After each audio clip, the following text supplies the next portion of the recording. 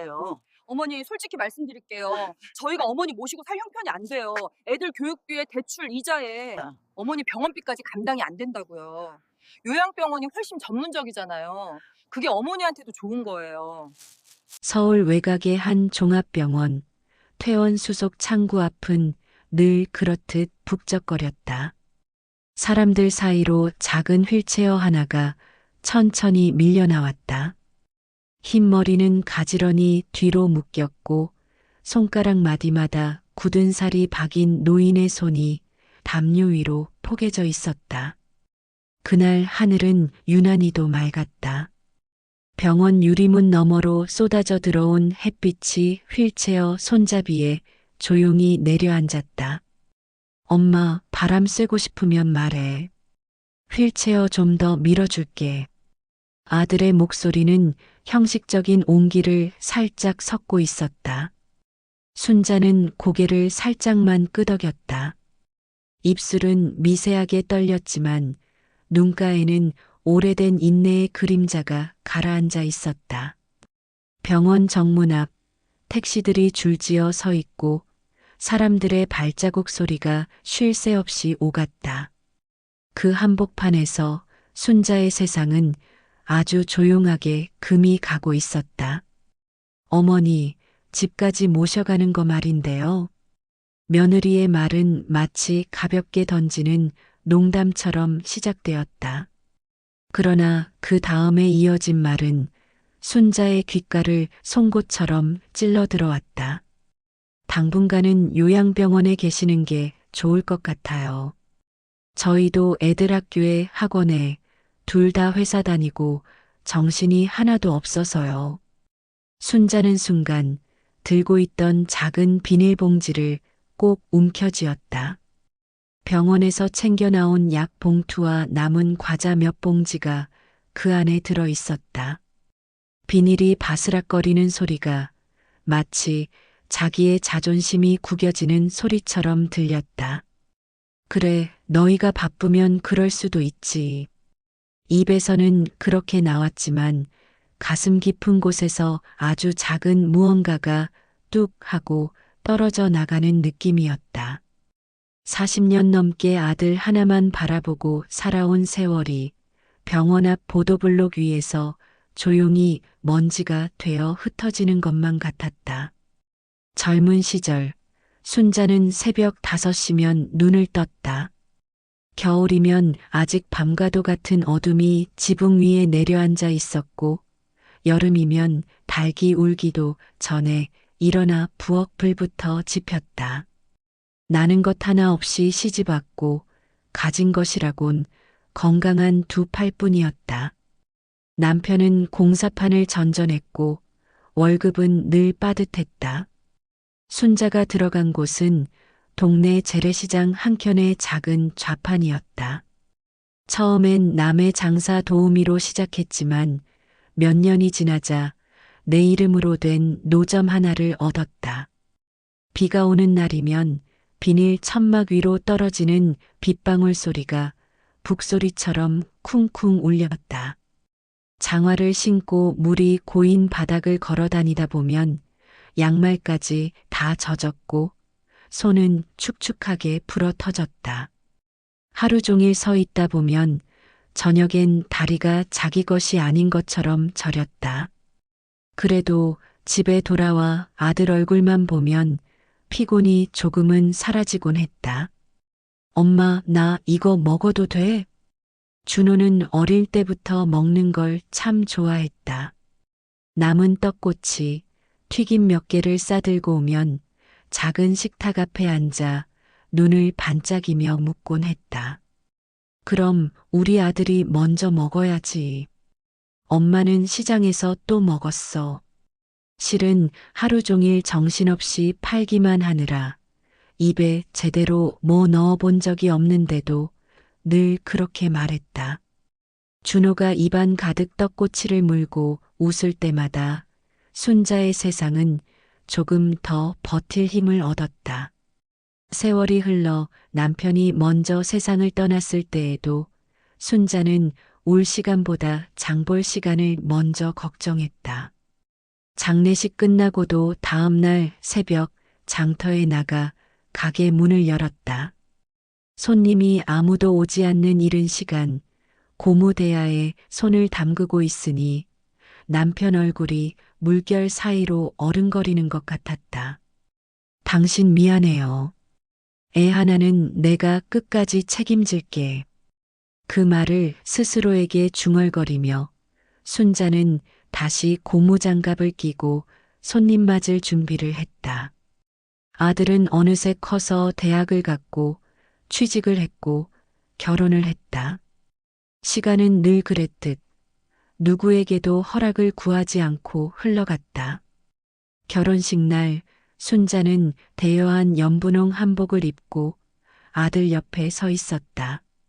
사진사가 하나, 둘, 셋, 을 외칠 때마다 아들의 어깨를 살며시 감싸 안았다. 렌즈 속으로 들어가는 그 순간들만큼은 자신의 젊은 날들이 헛되지 않았다고 믿고 싶었다. 그러나 결혼 후 아들의 집에 갈 때마다 묘한 공기가 순자의 몸을 에워쌌다. 식탁에는 네 사람의 밥그릇이 놓였지만 자리를 정하는 순서에서 늘 순자는 마지막이었다. 어머니, 오늘은 저녁 좀 간단히 드셔야 해요. 애들 학원 때문에. 며느리의 말투는 공손했지만 마음은 그릇 위로 올라오지 않았다. 명절 때도 주방 한켠에서 설거지를 하며 들리는 웃음소리는 점점 자신과 먼 세계의 소리처럼 느껴졌다. 어느 해 여름 아들 부부가 작은 상의를 하나 들고 와 앉아 있었다. 요즘 유행하는 패키지 여행 책자였다. 책자 표지에는 눈부신 해변과 푸른 바다가 찍혀 있었다. 어머니, 저희 가족 여행 좀 다녀오려고요. 순자의 눈이 살짝 빛났다. 살면서 변변한 여행 한 번 못 가본 터라 잠시나마 그 그림 속 풍경이 마음 안으로 스며드는 것 같았다. 그래, 잘 됐네. 바다도 보고 애들도 좋아하겠다. 나도 뭐 여행이란 걸 한 번쯤은. 말 끝에 작은 기대가 묻어나왔지만 며느리의 다음 말이 그 기대를 단숨에 꺼트렸다. 아, 어머니. 이번엔 저희끼리만 좀 다녀와 보려고요. 진짜 가족끼리 여행은 처음이라. 순자의 손끝이 허공에서 잠시 멈췄다. 눈치 못 챈 척 허허 웃어 보였지만 그 가족끼리라는 말이 뼈를 타고 들어갔다. 그날 밤 작은 방 이불 위에 누워 천장을 보았다. 하얀 페인트 위에 조그만 얼룩이 별처럼 찍혀 있었다. 그 별들을 하나하나 세다가 문득 이런 생각이 들었다. 나는 가족이 아닌가 보구나. 병원 퇴원 날 요양병원으로 옮기자는 말이 나왔을 때 순자는 크게 놀라지 않았다. 이미 마음 깊은 곳에서는 언젠가 올 장면처럼 몇 번이고 리허설을 해본 듯 했다. 요양병원 방은 네 사람이 함께 쓰는 병실이었다. 창문 밖으로는 낮게 깎인 산과 앙상한 나무들이 보였다. 가끔 멀리서 기차 지나가는 소리가 들려오기도 했다. 침대에 누워있던 순자는 머리맡 작은 서랍을 열어보았다. 거기에는 낡은 청가방 하나가 들어 있었다. 청가방을 꺼내 조심스럽게 열자 오래된 통장 몇 건이 모습을 드러냈다. 페이지를 넘길 때마다 숫자들이 적힌 줄들이 눈에 들어왔다. 처음엔 몇만 원, 몇십만 원이던 잔고가 10년, 20년이 지나면서 서서히 늘어났다. 그 숫자들 뒤에는 새벽 시장의 찬바람, 얼어붙은 손, 무거운 짐들이 조용히 붙어 있었다. 마지막 페이지를 넘겼을 때 적힌 숫자 앞에서 순자는 한동안 숨을 멈춘 듯 멍하니 앉아 있었다. 20억 3천만 원. 한자 한자가 믿기지 않는 듯 손가락으로 몇 번이고 짚어보았다. 이 돈을 모으는 동안 단 하루도 자신을 위해 제대로 써본 적이 없었다. 새 옷도 따뜻한 여행도 마음 편한 밥 한 끼도. 문득 아들이 했던 말이 떠올랐다. 엄마가 뭐 돈이 있어요. 집 한 채 빼고는 아무것도 없잖아. 그 말이 떠오르는 순간 가슴 한편에서 오래 참고 있던 먼지가 한꺼번에 일어나는 것 같았다. 그래, 모르는 게 당연했다. 알려준 적이 없으니까. 순자는 통장을 천천히 덮었다. 손등 위에 주름이 깊게 패였다. 그 주름들 사이로 새 결심이 조용히 스며들고 있었다. 요양병원 복도 끝에는 작은 휴게실이 있었다.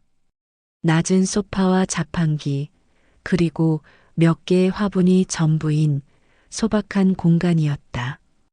그곳에서 순자는 옛 친구를 다시 만났다. 야, 순자야. 늙도록 이렇게 보내. 살짝 굽은 어깨에 부드러운 눈매를 가진 남자가 웃으며 서 있었다. 요양병원 원장이 된 그 친구는 젊은 시절 동네 보건소에서 함께 봉사활동을 했던 사람이었다. 순자는 쓸쓸하게 웃었다. 그러게. 젊었을 때는 서로 바쁘다고 얼굴도 못 보더니 늙어서야 병원에서 보내. 두 사람은 잠시 지난날 이야기를 나누었다. 시장에서 떡을 팔던 날들, 남편이 아프던 시절, 아이들 이야기가 오갔다. 하지만 어느 순간 순자의 눈빛이 조금 진지해졌다. 나 한 가지 부탁 좀 해도 되겠나? 원장은 묵묵히 고개를 끄덕였다.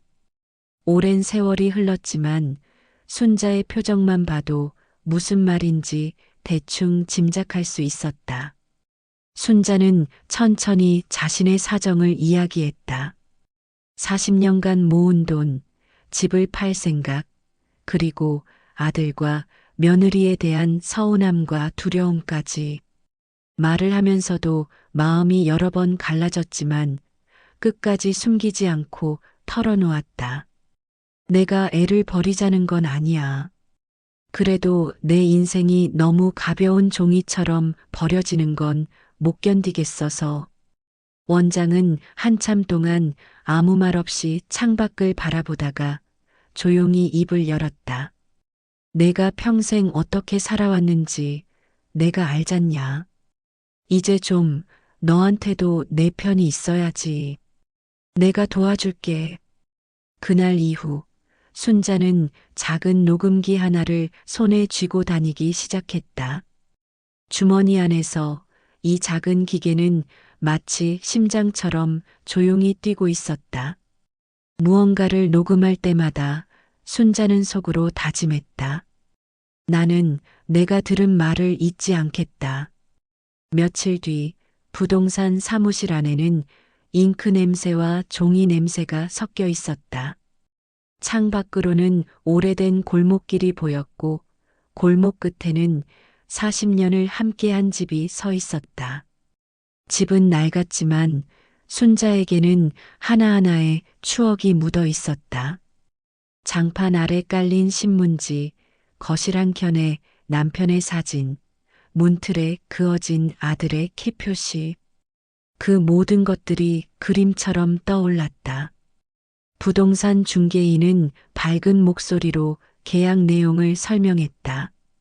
어르신, 요즘 이 동네 재개발 얘기도 있고 집값이 많이 올랐어요. 이 정도면 진짜 잘 파시는 겁니다. 10억이면 아주 좋은 가격이에요. 순자는 펜을 들고 계약서에 자신의 이름을 천천히 적었다. 한 획 한 획마다 지난 세월이 지나갔다. 마지막 장에 도장을 꾹 눌러 찍었을 때 머릿속에서 작은 소리가 났다. 딱! 무언가에게서 완전히 떼어지는 소리 같기도 하고 다시는 돌아가지 않겠다는 선언 같기도 했다. 집을 나와 골목길을 지나가는 동안 벽돌 하나하나가 말을 걸어오는 것 같았다. 젊은 날 밤늦게 돌아와 문고리를 잡던 손, 아이를 등에 업고 계단을 오르던 숨소리, 남편이 기침하던 소리까지. 수고했다. 우리 집 아. 마음속으로 그렇게 인사를 건네고 순자는 골목 끝을 돌아 나왔다. 뒤돌아보지 않고 오로지 앞만 바라보며. 집이 팔렸다는 소식은 생각보다 빨리 아들 귀에 들어갔다. 그날 저녁 요양병원 병실 문이 다급히 열렸다. 준호와 정아가 숨을 고르며 들어왔다. 얼굴에는 걱정과 놀람 그리고 설명하기 힘든 다른 감정이 섞여 있었다. 엄마, 집 판다는 얘기가 왜 이제야 나와요? 준호의 목소리에는 서운함보다 다른 감정이 더 진하게 묻어 있었다. 마치 자신이 놓친 기회를 뒤늦게 알아차린 사람의 억울함 같았다. 순자는 베개를 조금 고쳐베고 눈을 감았다가 떴다. 창문 사이로 비스듬히 들어오는 햇빛이 아들의 얼굴 한쪽을 밝게 비추고 있었다. 그냥 나도 정리할 때가 된 것 같아서. 정아는 서둘러 말을 보탰다. 어머니, 이런 큰일은 저희랑 상의하셨어야죠. 요즘 세상에 집이 얼마나 귀한데 혹시 사기를 당하신 건 아닌지. 말은 걱정처럼 들렸지만 눈빛은 속을 감추지 못했다. 순자는 그 눈을 똑바로 마주보고 있었다. 아니야. 좋은 사람한테 잘 팔았어. 돈도 잘 받았고. 순자가 짧게 대답하자 병실 안의 공기가 묘하게 바뀌었다. 그동안 불편한 기색을 숨기지 않던 두 사람의 표정이 서서히 부드러워지기 시작했다. 엄마, 그럼 이제 퇴원하면 우리 집에서 같이 살자. 요양병원은 너무 삭막하잖아. 갑작스러운 제안에 순자는 속으로 웃음이 났다. 며칠 전 요양병원에 보내자고 말하던 그 입에서 나오는 말이라고는 믿기지 않을 만큼 달콤했다. 그래, 갑자기 웬일이래. 조용히 되묻자 준호는 어색한 웃음을 지었다. 엄마도 알잖아. 내가 표현을 잘 못해서 그렇지. 엄마랑 같이 사는 게 당연하지. 그동안은 애들도 어리고 집도 좀 비좁고 그랬으니까. 말끝은 계속 이어졌지만 순자의 마음에는 더 이상 들어오지 않았다. 귀에는 다른 소리만 또렷하게 남았다. 집 10억 그럼 통장 잔고는 얼마일까? 그 말은 나오지 않았지만 준호의 눈동자가 대신 이야기해주고 있었다. 며칠 사이 아들 부부의 방문 횟수는 눈에 띄게 늘었다. 전에는 한 달에 한 번 오기도 힘들어하던 사람들이 이제는 이틀에 한 번씩 얼굴을 보였다. 과일 바구니, 보양식, 영양제까지 챙겨 들고 와 병실을 분주하게 만들었다. 어머니, 이거 홍삼이에요. 건강 생각하셔야죠. 엄마, 이번에 병원비는 내가 다 낼게. 걱정하지 말고. 말로만 듣던 효도라는 단어가 갑자기 현실로 습격해 온 것처럼 보였다. 하지만 그 효도에는 이상한 냄새가 났다. 돈의 냄새, 계산의 냄새, 그리고 두려움의 냄새. 어느 날 준호와 정아는 병실이 아닌 요양병원 상담실로 순자를 데리고 갔다. 한적한 오후 복도에는 사람 발자국 소리도 거의 들리지 않았다. 상담실 문이 닫히자마자 정아가 조심스럽게 입을 열었다. 어머니, 사실은 저희가 드리고 싶은 말씀이 있어요. 순자는 미리 준비해둔 작은 녹음기를 손안에서 살짝 쥐었다. 작은 딸깍 소리가 주머니 속에서 울렸다. 버튼 하나가 눌리는 소리였다. 준호는 테이블 위에 종이 몇 장을 올려놓았다. 엄마, 이건 그냥 혹시 몰라서 준비해 본 거야. 이제 나이도 있으시니까 재산 정리를 미리 해두는 게 좋거든. 혹시 엄마한테 무슨 일 생기면 복잡한 일 없이 내가 다 책임질 수 있게. 종이 위에는 증여, 상속 같은 단어들이 빼곡하게 적혀 있었다. 준호는 설명이라도 해주는 척 펜으로 몇 군데를 짚어가며 말했다. 여기 엄마가 가진 재산 목록 적는 칸이 있어. 집은 이미 팔았으니까 통장 같은 거 다 적어 놓으면 돼. 나중에 괜히 나라의 세금으로 뺏기지 말고 가족끼리 잘 나눠 써야 하니까. 정아는 옆에서 거들었다. 맞아요, 어머니. 우리가 어머니 모시고 살 거니까 이런 건 미리미리 정리해 두는 게 좋아요. 그리고 혹시 모를 사람들한테 돈 흘러가는 것보다 피 한 방울 섞인 아들한테 가는 게 맞잖아요.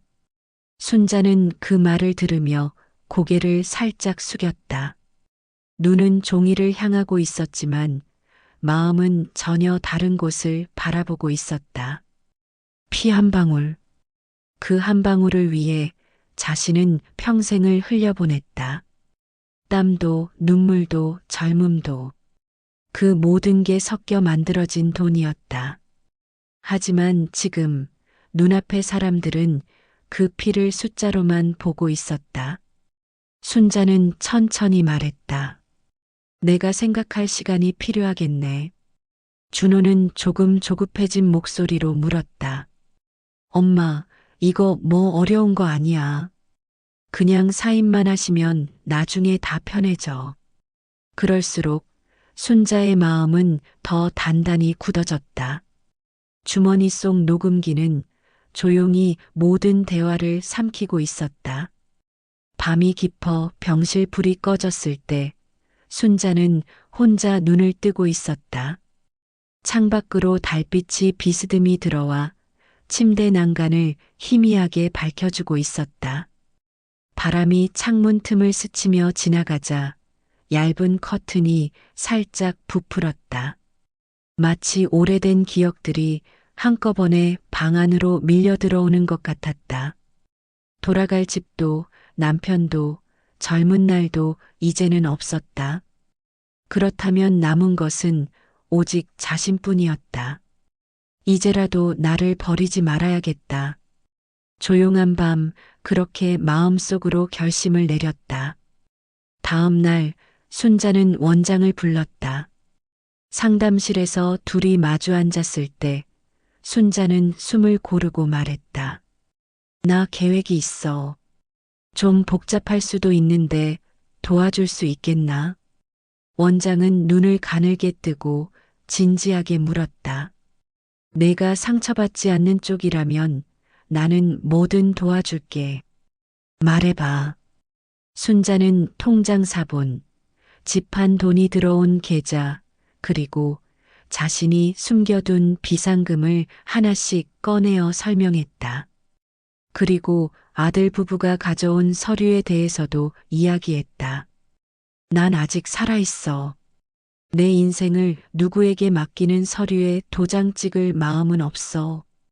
원장은 잠시 생각에 잠겼다가 고개를 끄덕였다. 그러면 내 재산을 내가 원하는 곳에 쓰게 해주면 되겠네. 그리고 혹시 나중에 애들이 문제 삼을 수도 있으니까 내 의사를 명확하게 기록해 두는 게 좋겠다. 두 사람은 그날 하루 종일 여러 가지를 상의했다. 요양병원 근처의 전원주택 매매 계약, 순자의 명의로 된 재단 기부, 생활비를 위한 연금 형태의 재정 설계까지 모든 것이 하나하나 계획처럼 자리 잡아가는 동안 순자의 어깨는 조금씩 가벼워졌다. 녹음기, 통장, 도장. 이 세 가지가 이제는 그녀의 무기가 되어 있었다. 며칠 후 아들 부부는 다시 병원을 찾았다. 이번에는 표정이 한층 더 친절해져 있었다. 엄마, 서류 그거 생각 좀 해보셨어요? 준호는 조심스럽게 눈치를 보며 물었다. 정아는 손에 과일 바구니를 들고 웃음을 잃지 않으려 애쓰고 있었다. 순자는 베개를 고쳐베고 입술을 다물었다가 천천히 열었다. 그래, 생각해봤지. 너희 말대로 정리가 필요하겠더라. 준호의 눈동자가 순간 번쩍였다. 그래서 어떻게 하시려고요? 순자는 아주 담담한 목소리로 말했다. 우선 집 한 돈은 내가 살 집을 하나 더 샀어. 여기서 멀지 않은 바닷가 근처에 작은 전원주택. 준호의 얼굴이 굳었다. 엄마, 그 큰 돈으로 또 집을 샀다고? 그럼 남는 돈은? 순자는 말어리를 자르지 않고 차분히 이어갔다. 남는 돈도 있지. 근데 그건 나랑 오래된 친구들이랑 나 같은 노인들을 위해 조금씩 나눠 쓰려고. 정아가 놀란 듯 소리쳤다. 어머니, 그 큰 돈을 남한테 준다고요? 피 한 방울 안 섞인 사람들한테? 순자의 눈빛이 뜨겁게 빛났다. 피가 섞였다고 다 가족은 아니더라. 40년 동안 내 손 잡아준 건 시장 사람들, 이웃들, 그리고 이 병원에서 늙은 내 옆을 지켜준 몇몇 사람들이었어. 돈 쓸 거면 그 사람들한테 쓰고 싶구나. 준호는 얼굴이 붉어졌다. 엄마, 그럼 난 뭐야? 난 당신 아들이잖아. 나한테는 한 푼도 안 줄 생각이야? 순자는 조용히 아들을 바라보았다. 눈앞의 사람은 분명 자신이 뱃속에서 10달 동안 품고 낳은 아들이었다. 그러나 지금 내뱉는 말은 너무 낯설었다. 한 푼도 안 준다고 말한 적은 없다. 다만 내가 나를 어떻게 대했는지 나는 잊지 않았다. 병실 공기가 무겁게 가라앉았다. 순자는 주머니에서 녹음기를 꺼내 테이블 위에 올렸다. 작은 버튼을 눌러 재생을 시작하자 익숙한 목소리가 방 안에 울려 퍼졌다. 요양병원에 버려. 모시고 살 여유 어디 있어. 엄마 집 팔면 돈 좀 나오겠지. 저 집 팔아서 우리 대출 갚자니까. 그게 제일 남는 장사지. 녹음은 너무나 선명했다. 한 단어도 흐리게 들리지 않았다. 순자의 손이 가볍게 떨렸다. 그러나 목소리는 끝까지 단단했다. 이게 내가 말한 가족끼리의 진심이냐? 준호는 입을 다물었다. 정아는 얼굴이 창백해졌다. 엄마, 그건 우리가 잠깐 스트레스 받아서. 변명은 끝까지 이어지지 못했다. 순자가 손을 들어 그 말을 막았다. 사람이 진심이 나오는 때가 있다더라. 힘들 때, 바쁠 때, 자기한테 이득이 오고 갈 때. 나는 내 진심을 들었고 봤다. 이제는 내 진심도 보여줘야겠지. 한동안 아무 말도 없었다. 침대 머리맡에 걸려있는 시계 초침 소리만 또박또박 방 안을 채웠다. 순자는 잠시 숨을 고르고 천천히 말을 이었다. 나는 너를 위해 평생을 썼다. 밥 먹을 시간도 쉴 시간도 병원 갈 시간도 아껴가며 시장에서 버텼다. 그게 내 선택이었고 후회도 안 한다. 주름진 손이 이불 위를 천천히 쓸어내렸다. 마치 지나온 세월을 한 번 더 더듬는 것처럼. 근데 내 선택은 뭐였냐? 아픈 엄마 데리고 집에 들어갈까, 요양병원에 버릴까 고민하던 그날. 너는 쉽게 말하더라. 요양병원에 모시자가 아니라 버리자고. 준호의 눈가가 흔들렸다. 엄마, 그건 내가 잘못 말한 거야. 진심이 아니었어. 순자는 고개를 저었다. 사람이 입으로 내뱉는 말이 진심이지. 내 귀는 거짓말 못한다.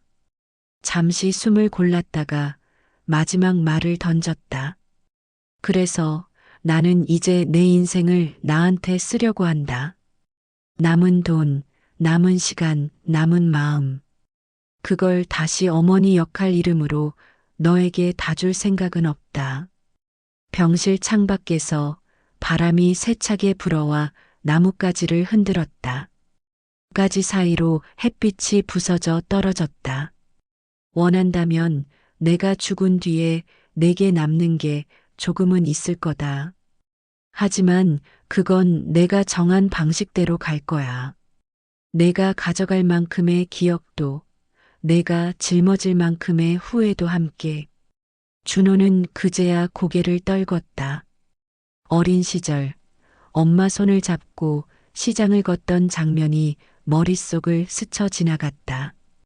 비 오는 날 젖은 옷차림으로 자신 앞에 떡꼬치를 내밀던 엄마의 얼굴이 떠올랐다. 그때에는 이 손이 얼마나 귀한 손인지 몰랐다. 그저 당연히 자신을 위해 존재하는 손이라고만 생각했다. 엄마 미안해. 처음으로 진짜 사과라는 단어가 입에서 나왔다. 그러나 그 사과를 듣는 사람은 이미 더 먼 곳을 바라보고 있었다. 몇 주 뒤 순자는 요양병원을 나왔다. 병원 앞에 서 있자 처음 태어나던 날과는 다른 바람이 불고 있었다. 그날의 바람이 상실과 배신의 냄새를 품고 있었다면 오늘의 바람은 조금은 가볍고 낯선 설렘을 담고 있었다. 차가 도착한 곳은 바다가 내려다 보이는 작은 마을이었다. 언덕을 따라 난 길을 올라가자 흰 담장과 낮은 지붕의 집 하나가 모습을 드러냈다. 마당에는 아직 심어지지 않은 빈 화분 몇 개와 낡은 벤치가 놓여 있었다. 멀리서 파도 소리가 잔잔하게 들려왔다. 여기가 이제 내 집이구나.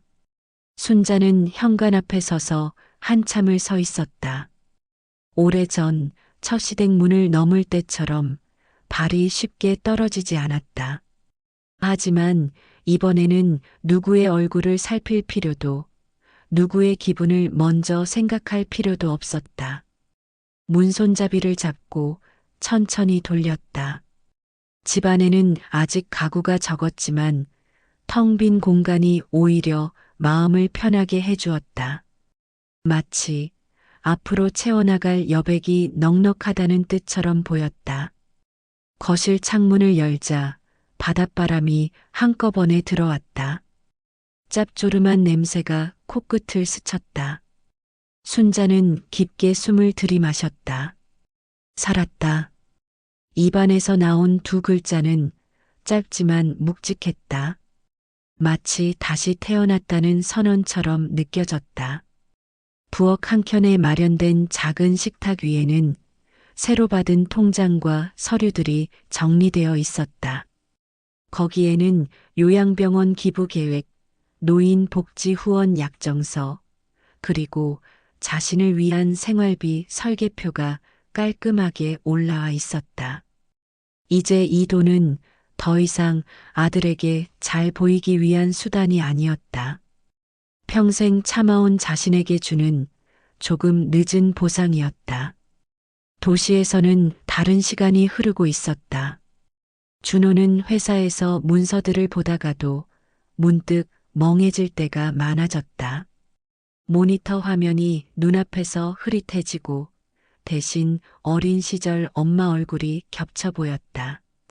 밥은 먹고 다니냐? 늘 그렇게 묻던 목소리가 자꾸 귓가에 남았다. 밤이 되면 아파트 거실은 더 넓고 텅 빈 느낌이 들었다. 아이들은 방 안에서 각자 핸드폰을 들여다보고 있었고 아내는 TV를 보며 가끔 웃음을 터뜨렸다. 그 웃음소리 사이로 할머니가 없는 집의 공기가 묘하게 차가워졌다. 정화도 점점 말수가 줄어들었다.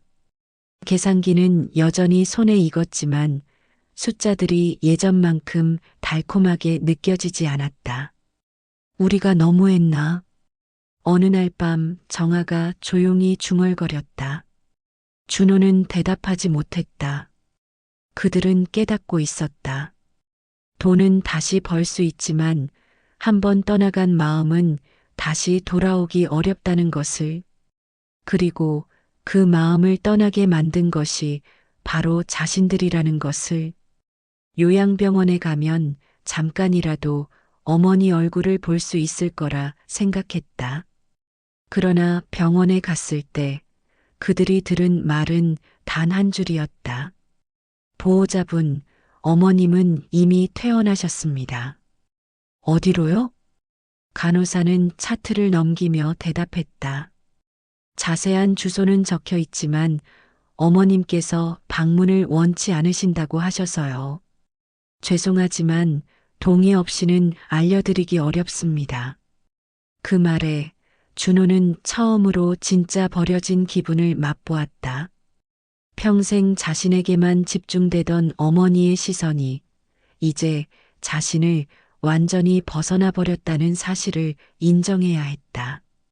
어느 비 오는 날 순자의 작은 집 우편함에 편지 한 통이 꽂혔다. 우편함을 열어본 순자는 손글씨로 적힌 발신인을 보고 잠시 멈칫했다. 아들 준호. 봉투엔 삐뚤삐뚤한 글씨로 그 한 줄이 적혀 있었다. 순자는 문 앞 계단에 앉아 빗소리를 들으며 천천히 봉투를 뜯었다. 편지 속 글씨는 서툴렀다. 대학 입학 후 손글씨로 편지를 쓴 적이 거의 없는 사람의 글씨였다. 엄마, 어떻게 말을 꺼내야 할지 모르겠어. 그냥 미안하다는 말밖에 생각이 안 나. 첫 줄을 읽는 동안 순자의 눈가에 조용히 물기가 차올랐다. 편지는 계속 이어졌다. 나는 늘 당연하다고 생각했어. 엄마는 나를 위해 존재하는 사람이라고. 내가 힘들면 엄마가 도와주는 게 당연하고, 내가 바쁘면 엄마가 이해하는 게 당연하고. 근데 엄마가 나를 버리지 않을 거라는 확신이 너무 커서 내가 먼저 엄마를 버리고 있었더라. 종이 위에 잉크 자국이 군데군데 번져 있었다. 마치 글을 쓰다가 중간중간 눈물을 닦은 듯한 자국이었다. 엄마, 돈 때문이 아니야. 진짜야, 적어도 지금은. 엄마가 어디에 있든 한 번만 얼굴 보고 싶다. 밥 한 번 사드리고 싶다. 어릴 때처럼 시장 떡꼬치 한 번만 같이 먹고 싶다. 마지막 줄에는 짧은 문장이 적혀 있었다. 한 번만 기회를 줘요, 엄마. 순자는 편지를 다 읽고 난 뒤 한동안 그대로 앉아 비를 바라보았다. 지붕 위로 떨어지는 빗줄기가 오래된 기억들을 두드려 깨우고 있었다. 눈물이 뺨을 타고 흘러내렸지만 이번에는 슬픔만의 눈물은 아니었다. 후회와 그리움, 그리고 아주 작은 연민이 뒤섞인 눈물이었다. 그러나 마음 한켠에는 여전히 지워지지 않는 상처의 자국이 남아 있었다. 그 상처는 아무리 시간이 지나도 완전히 사라지지 않을 것이었다. 시간은 조금 더 흘렀다. 순자의 집 앞 화분에는 작은 꽃들이 피어나기 시작했다. 동네 아이들이 오가며 할머니, 안녕하세요. 인사를 건넸고 이웃들은 가끔 반찬을 나누어 주고 갔다. 바닷가를 따라 걷는 길은 이제 순자에게 익숙한 산책 코스가 되었다. 파도가 밀려왔다 밀려가는 소리는 마치 오래된 가요처럼 배경음악이 되어 주었다. 그러던 어느 날 동네 경로당에서 자원봉사자를 구한다는 소식을 들었다. 몸은 완전히 젊지 않았지만 마음은 아직 누군가에게 따뜻함을 나눌 힘이 남아 있었다. 경로당에서 처음 만난 노인들은 저마다의 이야기를 품고 있었다. 자식에게 버려진 사람, 혼자 살다 아픈 사람, 기억을 조금씩 잃어가는 사람까지. 순자는 그들 사이에 앉아 조용히 차를 따라 주었다. 그리고 가끔씩 자신이 살아온 이야기를 조금씩 들려주기도 했다. 희생만이 전부였던 시절, 자식에게서 들은 한마디, 그리고 그 이후에 내린 결심까지. 그 이야기를 들은 사람들 중 몇 명은 눈시울을 붉히며 고개를 끄덕였다. 나도 그래. 나도 비슷해. 그 공감의 한마디가 순자의 마음을 조금 더 단단하게 만들어 주었다. 이제 그녀는 더 이상 누군가의 어머니로만 존재하지 않았다. 자신만의 이름을 가진 한 사람으로서 다른 사람들의 이야기를 듣고 자신의 이야기를 나누는 사람이었다. 어느 늦은 오후 해가 지기 직전 하늘이 붉게 물들었다. 순자는 마당에 나와 서쪽 하늘을 바라보았다. 붉은 노을이 집 지붕 위에 조용히 앉았다. 오늘도 편지 한 통이 도착해 있었다. 아들은 여전히 가끔씩 편지를 보냈고 순자는 그 편지들을 한 상자에 모아두고 있었다. 아직까지 답장을 보내지는 않았다. 그러나 언젠가 한 번은 써야겠다는 생각이 조금씩 마음속에서 자라나고 있었다. 그때는 아마 이런 내용을 적게 될지도 모른다. 나는 내 엄마이기도 했지만 나 자신이기도 했다. 이제야 그 사실을 알게 되었다. 너도 내 인생을 잘 살아라. 나도 남은 시간 나답게 살아볼게. 노을이 조금 더 붉어지자 바닷가에서도 빛이 반사되어 반짝였다. 멀리서 파도 소리가 들려왔다. 그 소리는 마치 누군가의 긴 한숨 같기도 하고 오래된 안부 인사 같기도 했다. 순자는 조용히 미소를 지었다. 그래도 잘 살았다. 누구에게 들려주지 않아도 괜찮은 고백이었다.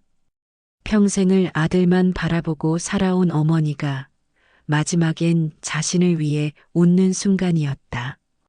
바람이 한 번 더 스쳐 지나갔다. 주름진 볼을 어루만지듯 부드럽게, 그리고 조용히 속삭이는 것 같았다. 이제 됐다고. 충분히 잘했다고. 순자는 눈을 감았다가 다시 떴다. 저 멀리 수평선 너머로 해가 천천히 내려가고 있었다. 오늘 하루도 그렇게 저물고 있었다. 그러나 그녀의 인생은 이제야 비로소 자기 이름으로 시작되고 있었다.